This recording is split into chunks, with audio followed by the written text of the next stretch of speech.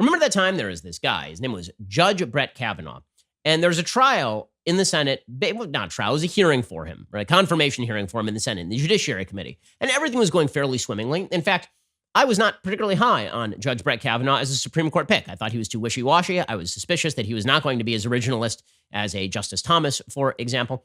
And then things went sideways. And the way they went sideways is that a woman came forward named Christine Blasey Ford, and she said that some 4 decades ago, that this person had allegedly attempted to rape her at a party.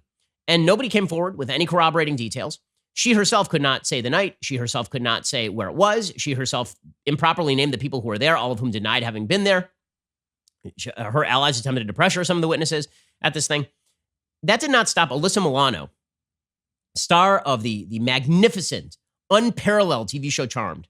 It did not stop Alyssa Milano from showing up and like wearing Handmaid's Tale outfits and sitting behind Brett Kavanaugh because #MeToo, ladies, #MeToo. And when people like Alyssa Milano were asked specifically about, this thing called due process, where you have to provide evidence of an allegation to make us take it a little bit more seriously than the mere allegation itself. It was, this is because you just don't believe all women. If only you believed all women. If only you weren't a vicious sexist trying to cudgel all women into being childbearing sows, then you would have just accepted at face value any accusation made about any man anywhere. Well, speaking of hypocrisy, it turns out that there is a woman who has now come forward, and she's accused the former vice president of the United States of a sexual assault.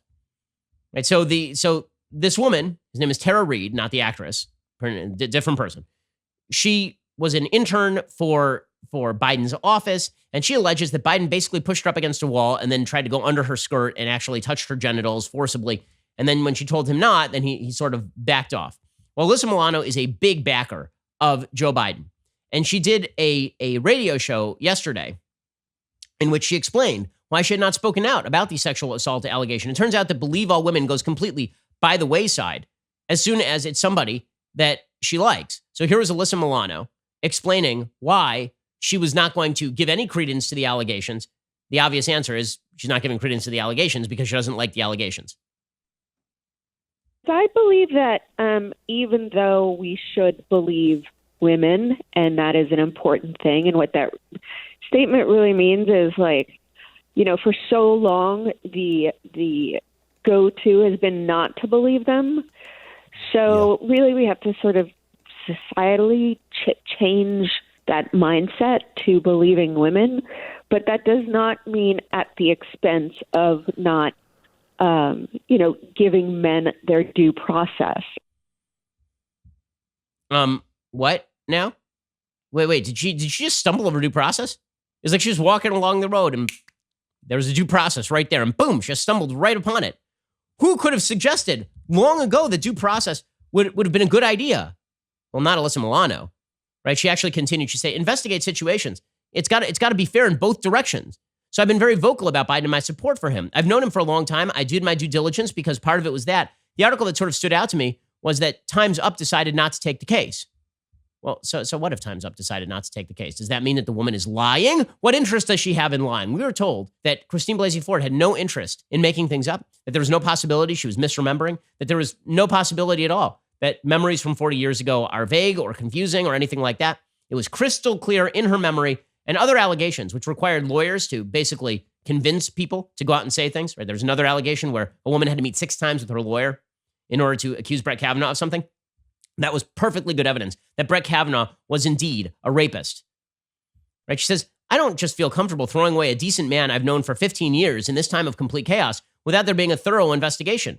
I'm sure that the mainstream media would be jumping all over this as well if they found more evidence.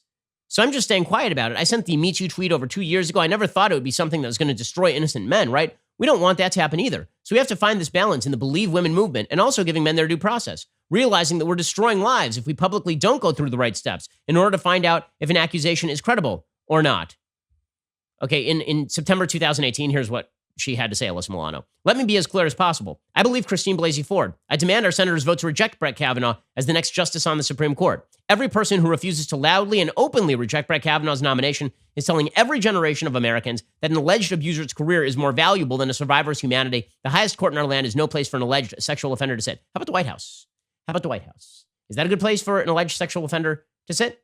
And also, it seems to me that if this is the standard for Brett Kavanaugh, it should be the standard for you. But apparently not. Apparently, shocker. Shock of shocks. Alyssa Milano is a giant hypocrite, and the Me Too standards only apply to people that we don't like. Everybody else we do like, well, at that point, we just call them trailer trash, people who, if you drag a $100 bill through a trailer park, then you pick up people like this, which is what James Carville suggested about the alleged victims of Bill Clinton.